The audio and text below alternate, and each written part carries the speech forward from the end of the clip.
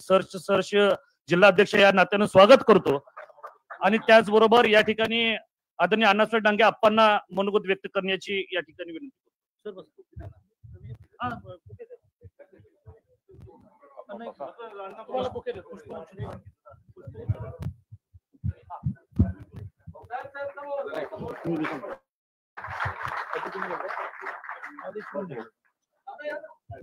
थोडासा बदल आहे. चिमन भाऊ डांगे या ठिकाणी आपलं मनोगत व्यक्त करणार आहे.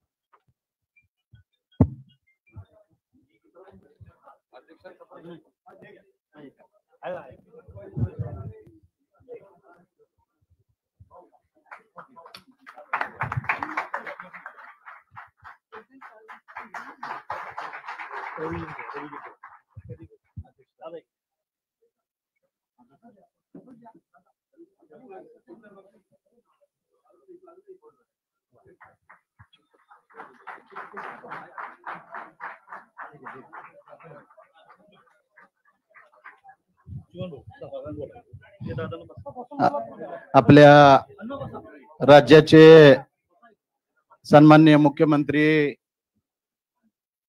देवेंद्रजी फडणवीस साहेब, भारतीय जनता पार्टीचे प्रदेश अध्यक्ष आदरणीय रवींद्रजी चव्हाण साहेब, आमचे जिल्ह्याचे पालकमंत्री, आमचे मार्गदर्शक चंद्रकांत दादा, जिल्हा अध्यक्ष सम्राट बाबा, स्टेजवरील सर्व मान्यवर, उपस्थित सर्व माझ्या बरोबर आलेले या राज्यातनं आलेले सर्व कार्यकर्ते बंधूंनो, खरं तर तुमच्या सगळ्यांचं मी मनापासून आभार मानतो. विशेष करून मी देवेंद्र फडणवीस साहेबांचं पहिल्यांदा मनापासून आभार मानतो. साहेब, आजचा हा दिवस आहे, हा दिवसाची वाट गेली 8000 दिवस बघतोय सर. कारण 8000 दिवसात एकही दिवस असा नसेल की या दिवसाची कधी आठवण आली, एक मिनिट भर का होईना आठवण आल्याशिवाय राहिली नाही साहेब. पण आजचा हा जो दिवस आहे आमच्या दृष्टीनं अतिशय महत्वाचा आणि आमच्या आयुष्यातला सुवर्ण अक्षराने लिहिणारा दिवस आहे. तो दिवस फक्त आणि फक्त साहेब तुमच्यामुळं आज हे आम्हाला बघायला मिळालं, आज इथं यायला मिळालं. कारण साहेब, ज्या वेळेला आदरणीय आप्पांनी भारतीय जनता पार्टी सोडली आणि तेव्हापासून आजपर्यंत आम्ही 23 वर्ष साहेब वाट बघतोय की अण्णासाहेब डांगे आप्पांनी भारतीय जनता पार्टी का सोडली याचा कुणीतरी साहेब कधीतरी विचार करेल. परंतु दुर्दैवानं 23 वर्षात साहेब विचार झाला नाही. पहिले तुम्ही आमच्या दृष्टीनं आमचे देवदूत म्हणलं तरी वाव होणार नाही. तुम्ही पहिल्यांदा आदरणीय चंद्रकांत दादा असतील, आमचे समित दादा असतील, मकरंद भाऊ असतील, शेखर इनामदार साहेब असतील, या चौघांनी तुमच्यापर्यंत आमच्या ज्या काही वेदना होत्या की 23 वर्ष ज्या आम्ही एक मिनिट विसरू शकलो नाही, त्या सगळ्या वेदना साहेब तुम्ही त्यांच्याकडून ऐकून घेतल्या. आणि आजचा खरं तर तुम्ही आजचा जो दिवस आहे तुमच्यामुळं आज आम्हाला हा दिवस बघायला मिळतोय. मी तुमचे मानावे तेवढे. खरं तर वयानं तुम्ही माझ्यापेक्षा 2 वर्षानं लहान आहात साहेब, पण हा दिवस घडवून आणायला तुम्ही ते सांगतो, कारण हा दिवस घडवून आणायला साहेब तुम्ही जे काही हे केलंय त्याच्यासाठी मी साष्टांग दंडवत घालायला लागला तरी सुद्धा मी साहेब मागे बघणार नाही. कारण आमच्या दृष्टीनं आजचा हा फार महत्वाचा दिवस आहे साहेब. साहेब, आपले वडील आदरणीय काका असतील, काकी असतील, आपण त्यांच्या बरोबर सुद्धा काम केलं. अगदी आपल्या घरात येऊन चहा नागपूरला आल्यानंतर एवढे दोघांचे जवळचे संबंध होते. आणि सुदैवानं तुम्ही आणि मी सुद्धा 98-99 ला आपण भारतीय जनता युवा मोर्चाचा प्रदेश उपाध्यक्ष म्हणून आपण एकत्रित काम केलंय. म्हणजे साहेब, आप्पांची पिढी असेल, आपली पिढी असेल, आपण सगळेजण तेव्हापासून एकत्र आहे. आम्ही राजकारण मला जेव्हापासून कळते साहेब, मला आठवते की सगळेजण महाराष्ट्रात भारतीय जनता पार्टी असेल, त्याच्या आधी जनता पक्ष असेल, त्याच्या आधी जनसंघ असेल आणि सगळं मिळून राष्ट्रीय स्वयंसेवक संघ असेल. साहेब, महाराष्ट्रात सगळीकडे काम करताना जरा बऱ्यापैकी परिस्थिती होती, पण आम्ही जन्मालाच अशा ठिकाणी आलो पश्चिम महाराष्ट्रात की तिथं काळ्या दगडावर घन घातलं तरी सुद्धा दगड फुटला नाही, अशी परिस्थिती असणाऱ्या ठिकाणी आम्ही भारतीय जनता पार्टी असेल, जनसंघाचं काम असेल, राष्ट्रीय स्वयंसेवक संघाचं काम असेल, तेव्हापासून करतोय. त्याचे जे काही त्रास सहन करायचं साहेब सगळे केलेले आहेत. अगदी माझा मोठा भाऊ परवा 4-6 महिन्यापूर्वी गेला, सर्जेराव डांगे यांना पळवून नेण्यापर्यंत साहेब राजकारण्यांनी 3 दिवस गायब केलं होतं.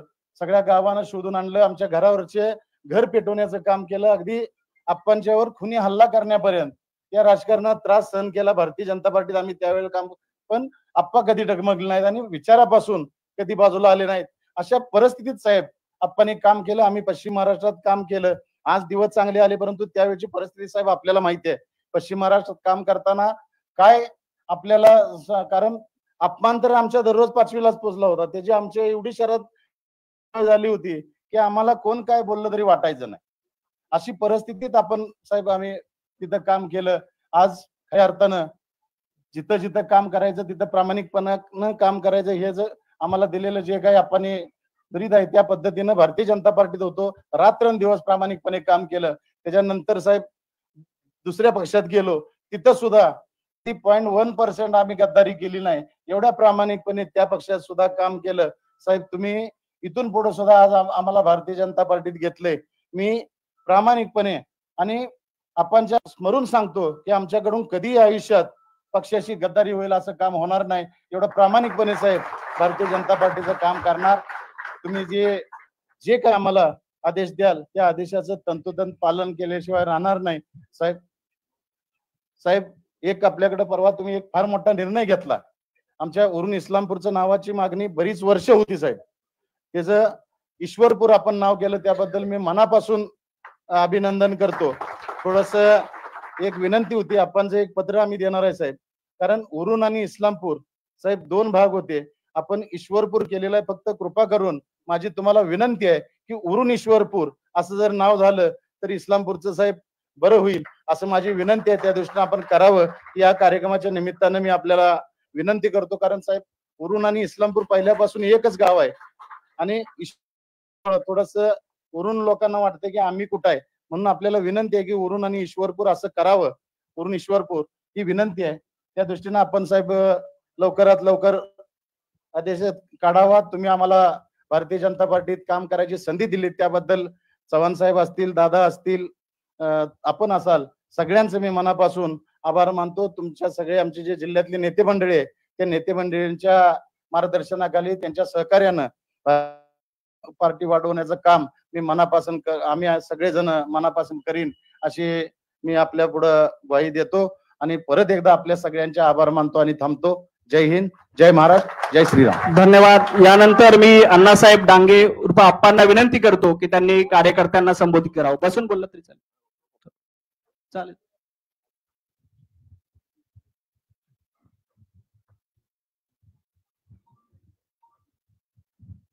आदरणीय पक्षाचे अध्यक्ष आमदार रवींद्रजी चव्हाण साहेब,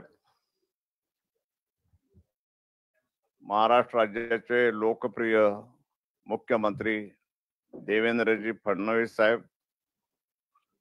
या कार्यक्रम घडवून आणणारे चंद्रकांत दादा पाटील, उच्च तंत्र शिक्षण मंत्री आणि सांगली जिल्ह्याचे पालकमंत्री, तसंच आमदार सुरेश भाऊ खाडे माजी मंत्री, आमदार सुधीर दादा गाडगीळ, माननीय आमदार केशव उपाध्ये, माननीय आमदार पृथ्वीराज देशमुख, प्राध्यापक मकरंद देशपांडे, पश्चिम महाराष्ट्र संघटन मंत्री सीमित कदम, प्रदेशाध्यक्ष युवा जन सुराज्य पक्ष, माननीय संग्राम भाऊ देशमुख,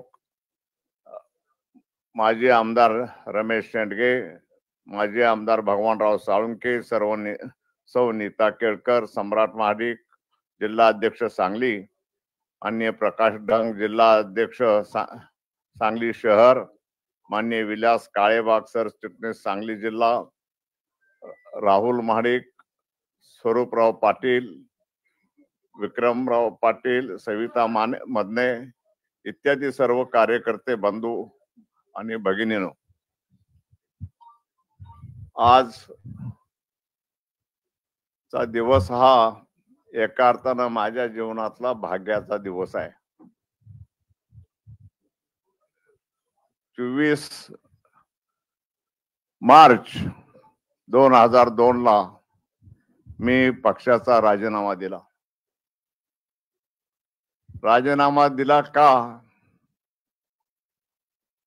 खरं म्हणजे आता जे हयात नाहीत त्यांच्याबद्दल बरं वाईट बोलणं बरं नाही, परंतु पक्षामध्ये एक अशी चुरस निर्माण झाली. अटलजींना कोणीतरी प्रश्न विचारला की तुमचे उत्तराधिकारी कोण? त्याने जे 3-4 नावं सांगितली त्यात प्रमोदजींचं नाव होतं.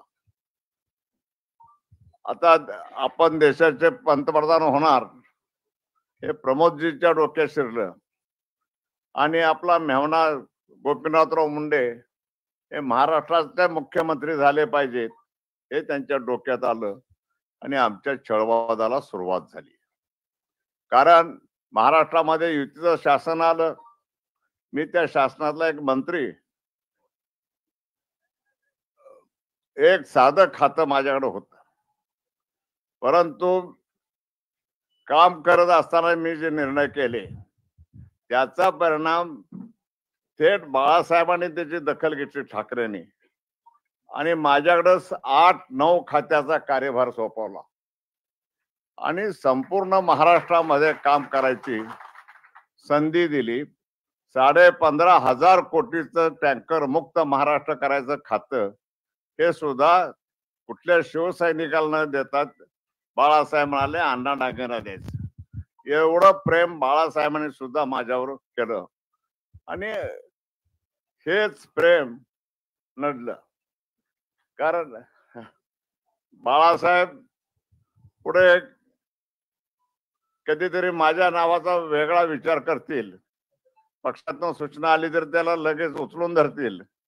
अशा ह्या आश्रयामुळे आमच्या खरं म्हणजे गोपीनाथराव आम्ही हे जीवाभावाचे मित्र, एकमेकाच्या सुखदुःखात सामील होणारे, परंतु नाईलाजानं पक्ष सोडावा लागला आणि आता 23 वर्ष पक्ष सोडल्यानंतर इतर पक्षात काम केलं, प्रचंड काम केलं, परंतु त्याची जी दखल घ्यायला पाहिजे ती घेतली गेली नाही. आणि घेतली नाही म्हणजे मला कुठलं पद पाहिजे होतं असं नाही. कोणीतरी पवार साहेबांना विचारलं की अण्णा डांगेचं काय करताय, तर त्यांनी सांगितलं अण्णाच्या मागे पूर्वीसारखी माणसं राहिलेली नाहीत, ताकद राहिलेली नाही. पवार साहेबांनी हे काढलेले उद्गार हे माझ्या अंतःकरणाला भिडले. कारण पवार साहेबांनी जर असं म्हटलं तर मग कोण आम्हाला पुढे नेणार, ही अवस्था होती. म्हणून मी पक्षातून निष्क्रिय झालो आणि आज भारतीय जनता पार्टीमध्ये तुम्हा सगळ्यांच्या उपस्थितीमध्ये प्रवेश केला. मला सांभाळून घ्या ही माझी विनंती आहे. एवढं बोलून मी माझं भाषण संपवतो. यानंतर मी रवी संबोधित करावं. आदरणीय रवी. सर्वांना विनंती आहे, सर्वांनी दोन्ही हात उंच करून आपण सर्वांनी घोषणा द्यायच्या आहेत. बोला भारत माता की, भारत माता की, वंदे वंदे भारतीय जनता पार्टीचा खर तर विजय.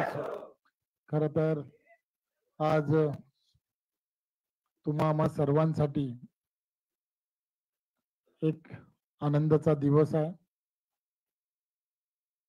अण्णांसारखे ज्येष्ठ नेते पुन्हा एकदा ज्या विचारधारेमध्ये त्यांनी त्यांचं आयुष्य सुरुवात केली, आज पुन्हा एकदा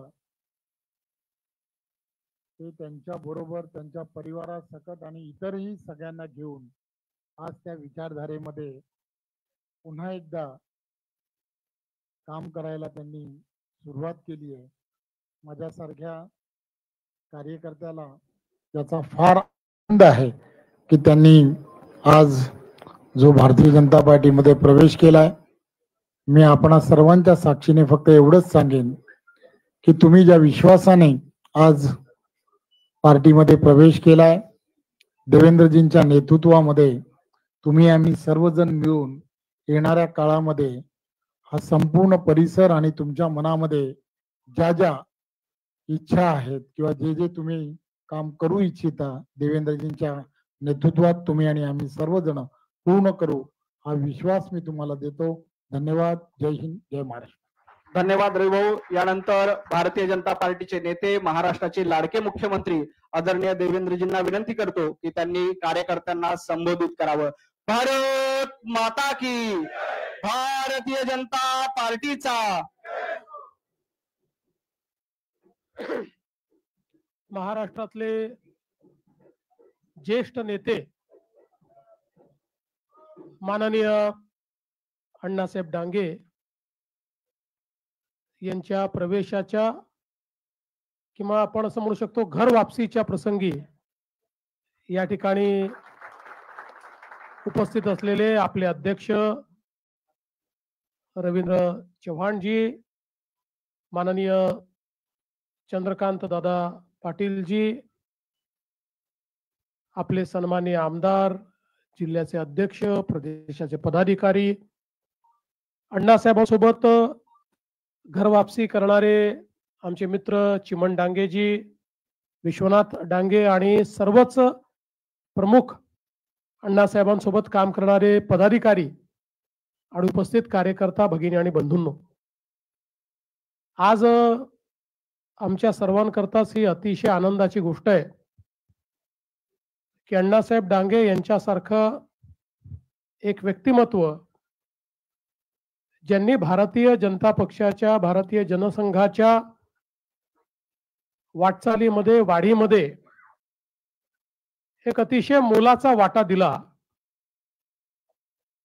ते पुन्हा एकदा आपल्या घरामध्ये परत आलेले आहेत.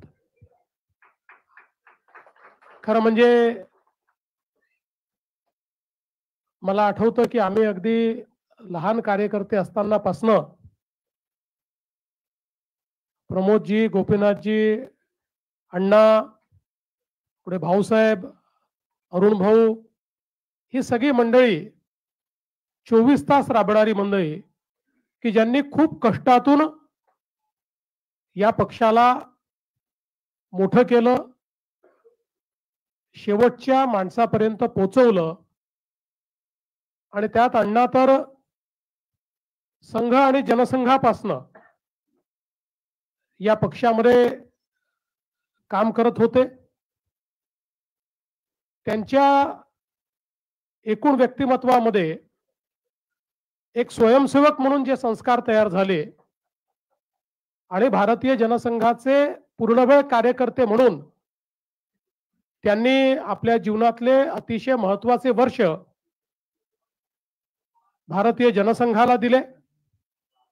आणि त्यानंतर सातत्याने जी जबाबदारी मिळाली ती जबाबदारी अण्णांनी सातत्याने पार पाडलेली आपण सगळ्यांनी बघितली. विधान परिषदेमध्ये विरोधी पक्षनेता म्हणून असतील किंवा त्यानंतर मंत्री म्हणून असतील, ज्या रोलमध्ये अण्णा गेले, कणखर, परखड आणि थेट अशा प्रकारेच अण्णांची भूमिका नेहमी राहिली आहे. मला तर मी महापौर असताना अण्णांनी ज्याचा उल्लेख केला की टँकर मुक्त महाराष्ट्र याकरता महाराष्ट्र जीवन प्राधिकरण तयार करण्यात आलं आणि त्यावेळी त्या महाराष्ट्र जीवन प्राधिकरणाचा सदस्य म्हणून मला अण्णांसोबत काम करण्याची संधी त्यावेळी मिळाली. आणि ज्या प्रकारे अण्णांनी हा टँकर मुक्तीचा कार्यक्रम त्या काळात अतिशय ताकदीने त्या ठिकाणी राबवला, ती देखील मला असं वाटतं की महाराष्ट्राच्या या संपूर्ण वाटचालीतली एक अत्यंत महत्त्वपूर्ण घटना आहे. आम्ही युवा मोर्चाचे कार्यकर्ते, लहान कार्यकर्ते म्हणून नेहमी बघायचो, अण्णांचं स्थान पक्षामध्ये खूप मोठं होतं. मी अगदी जवळून बघितलं की गोपीनाथजीही अण्णांशी सल्लामसलत केल्याशिवाय कधीच निर्णय घ्यायचे नाहीत. किंबहुना त्या काळामध्ये ज्यावेळी सरकार होतं त्या काळात प्रत्येक मंत्रिमंडळ बैठकीच्या आधी माननीय गोपीनाथराव हे अण्णांकडे प्री कॅबिनेटची बैठक घ्यायचे आणि तिथे सगळे निर्णय करून मग मंत्रिमंडळ बैठकीमध्ये काय निर्णय करायचे आहेत अशा प्रकारचा निर्णय व्हायचा. त्यामुळे निश्चितच अतिशय ज्येष्ठ नेते म्हणून अण्णासाहेबांकडे त्याही वेळेस पाहिलं जायचं. मला आजही आठवतं की माझी संघ जीवन गाथा हे पुस्तक अण्णांनी लिहिलं आणि आपला सगळा प्रवास हा त्याच्यामध्ये त्यांनी लिहिला. त्याच्या प्रकाशनाला मी देखील उपस्थित होतो आणि खरं तर अण्णा फार चांगले वक्ते आहेत आणि त्यांच्याकडचे किस्से आणि कहाण्या त्यांच्या भाषणामध्ये या ऐकण्यासारख्या असायच्या. दुर्दैवाने त्या काळामध्ये काही गैरसमज तयार झाले आणि अण्णांचा स्वभाव हा परखड आणि थेट असल्यामुळे आपल्या स्वभावाप्रमाणे अण्णांनी परखड आणि थेट भूमिका घेतली. पण अण्णा, मी आजही आपल्याला सांगतो की आपण ज्यावेळेस पक्षातनं बाहेर जाण्याचा निर्णय घेतला आणि आपण दुसऱ्या पक्षात घेतला त्यावेळी पक्षातल्या सगळ्या कार्यकर्त्यांना दुःख झालं आणि विशेषतः अनेक वर्ष हे शल्य स्वर्गीय गोपीनाथरावांना होतं. कारण ते अनेकदा बोलून दाखवायचे की आपल्या पक्ष सोडण्याचं जे दुःख होतं ते गोपीनाथराव अनेक वेळा बोलून दाखवायचे. पण कधी कधी अशी वेळ येते की आपल्या घरीच काही ना काही गैरसमज होतात, कुरबुरी होतात आणि त्यातनं असे प्रसंग येतात. पण पक्षातनं बाहेर गेल्यानंतर, घरातनं बाहेर गेल्यानंतर इतके वर्ष मी बघितलं, अण्णांनी दुसऱ्या पक्षातही काम करत असताना कधीही मूळ विचारावर प्रहार केला नाही. ज्या विचारातनं अण्णा तयार झाले त्यांनी कदाचित पक्षाला विरोध केला असेल, कदाचित त्यांनी परिस्थितीला विरोध केला असेल, पण विचाराला कधी अण्णांनी विरोध केला नाही. कारण त्यांचं असेल किंवा चिमण भाऊंचं मन हे काही तिकडे रमलं नाही. ते मन इकडेच होतं, पण तिकडे राहणं ही एक प्रकारे त्यावेळची राजकीय आवश्यकता म्हणा, मजबुरी म्हणा, जे काय असेल. आणि म्हणूनच आज इतके वर्षानंतरही ज्यावेळी चंद्रकांत दादांनी या ठिकाणी त्यांची भेट घेतली आणि आम्ही सगळ्यांनी त्यांना विनंती केली, त्यावेळी ते मला जेव्हा भेटायला आले तर आपल्या घरामध्ये परत येण्याचा जो आनंद होता तो त्यांच्या चेहऱ्यावर ओसांडून वाहत होता. आणि जसं आता चिमण दादांनी सांगितलं की इतके वर्ष आम्ही या क्षणाची वाट पाहत होतो. कारण आम्ही दोघांनी युवा मोर्चात एकत्रित काम केलं आणि मला असं वाटतं की शेवटी भारतीय जनता पार्टी हेच आपलं घर आहे ही भावना नेहमीच त्यांच्या मनामध्ये राहिली. खरं म्हणजे अण्णांनी समाजाकरता, अण्णांनी महाराष्ट्राकरता प्रत्येक ठिकाणी केलेलं काम हे अतिशय वेगळं काम आहे. मगाशी चंद्रकांत दादांनी उल्लेख केला, चोंडीचं जे स्वरूप आज आपण पाहतोय त्याच्यामध्ये चा वाटा अण्णासाहेबांचा आहे. कारण आपल्याला माहिती आहे, खरं तर पुण्यश्लोक अहिल्यामाता होळकर ज्यांनी एक राजा किंवा एक राणी कशी असावी याचा वास्तुपाठ आपल्याला घालून दिला. अतिशय आदर्श अशा प्रकारचा राज्यकारभार ज्यांनी चालवला, अशा पुण्यश्लोक अहिल्या मातेंचं जन्मगाव, त्यांचा तो जन्माचा वाडा, हे सगळं अतिशय दुर्लक्षित होतं आणि त्याच्याकडे कोणाचे लक्ष नव्हतं. तिथे लक्ष वेधून त्या ठिकाणी ते स्मारक तयार झालं पाहिजे हा प्रयत्न अण्णांनी केला आणि ते करून दाखवलं. आणि म्हणूनच मला असं वाटतं की समाजाकरता आणि विशेषतः धनगर समाजातही अनेक नवीन संकल्पना राबवणारे हे अण्णासाहेब राहिले. आज एक ज्येष्ठ नेते म्हणून त्यांच्याकडे पाहिलं जातं आणि अण्णांचं वय किती आहे मी आपल्याला सांगणार नाही, पण या वयातही आवाजही खणखणीत आहे आणि काम करण्याची उमेदही खणखणीतच आहे. त्याच्यामुळे निश्चितपणे अण्णांसारखे एक ज्येष्ठ नेते आणि त्यांचे दोन्ही सुपुत्र आणि हा सगळा त्यांचा इथे उपस्थित असलेला बृहद परिवार हे सगळे भारतीय जनता पक्षामध्ये आल्यामुळे निश्चितपणे भारतीय जनता पक्षाला एक शक्ती लाभेल आणि आपल्याच घरचा व्यक्ती पुन्हा घरी आल्यानंतर जो एक मनस्वी आनंद असतो तो आनंद आम्हाला सगळ्यांना झालेला आहे. त्यामुळे अण्णा, आम्ही आपलं या ठिकाणी अतिशय मनपूर्वक स्वागत करतो. सर्व कार्यकर्ते पदाधिकारी जे प्रवेश घेत आहेत त्या सर्वांचं मनपूर्वक स्वागत करतो. आणि अण्णा म्हणाले आम्हाला सांभाळून घ्या.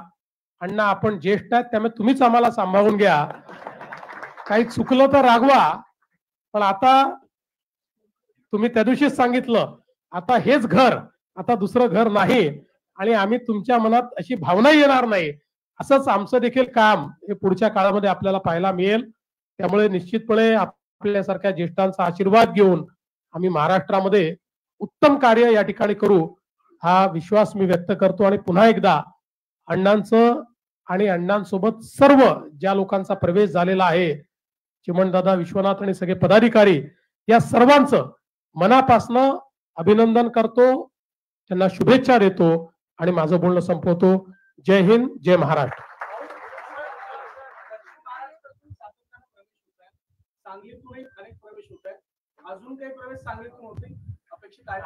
तुम्हाला जो प्रवेश अपेक्षित आहे तो आमच्या मनामध्ये सध्या तरी नाही. एक एक एक एक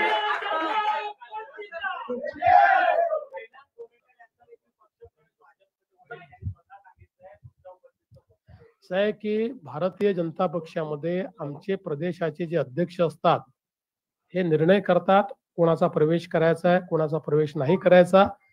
आणि त्यांनी प्रवेश ठरवला की आम्हाला तो मान्य असतो. त्यामुळे चांगला आहे. कैलास गोरंट्यालाही जालन्यातले एक अतिशय महत्वाचे नेते आहेत, अनेक वर्ष आमदार राहिलेले आहेत आणि त्यांच्यासारखे जमिनीशी जुडलेले अनेक लोक हे भाजपमध्ये येत आहेत आणि अध्यक्ष त्यांना भाजपमध्ये आणतायत. म्हणून अध्यक्षांचे मी अभिनंदन करतो.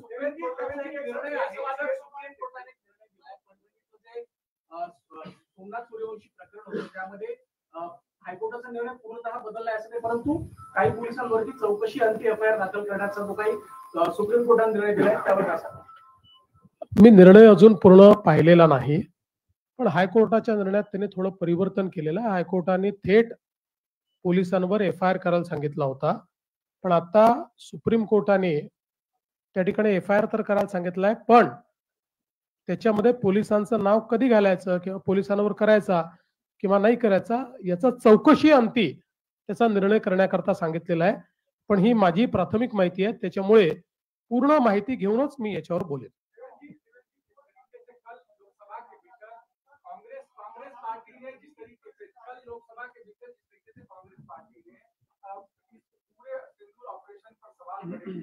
और उसपे कहीं न कहीं उन्होंने कहा कि आप लोग जानबूझ के हिंदुत्व डाल रहे हैं. आज भी कांग्रेस के कई नेताओं ने महादेव ऑपरेशन को भी जानबूझ के कहा कि बीजेपी हर जगह हिंदुत्व लाने की कोशिश कर रही है. इस पर क्या कहें? अभी उनको महादेव से नफरत है तो मैं क्या कर सकता हूं, लेकिन कल प्रधानमंत्री जी ने सिलसिलेवार ऑपरेशन सिंदूर के बारे में सच हमारे सामने रखा. उससे पहले रक्षा मंत्री जी ने और विदेश मंत्री जी ने भी विदेश नीति के बारे में सारा सच हमारे सामने रखा. एक प्रकार से कांग्रेस पूरे तरीके से एक्सपोज हो गई. लेकिन प्रधानमंत्री जी का एक जो बयान था उसको कांग्रेस पूरे तरीके से सच करने पर तुली है।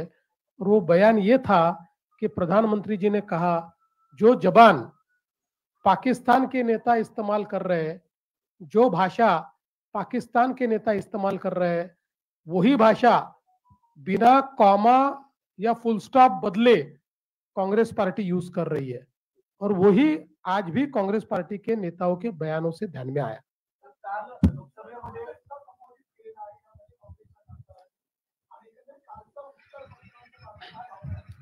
मला असं वाटतं की पहिल्यांदा तर ऑपरेशन सिंदूरला तमाशा म्हणणं याचा अर्थ जे 26 आमचे भारतीय त्या ठिकाणी मारले गेले त्यांचा अपमान करण्यासारखा आहे, त्यांच्या परिवाराचा अपमान करण्यासारखा आहे। ज्या आमच्या सेनेने पाकिस्तानमध्ये घुसून पाकिस्तानचं संपूर्ण टेरर नेटवर्क पूर्णपणे उद्ध्वस्त केलं, त्या सेनेचा अपमान करण्यासारखा आहे।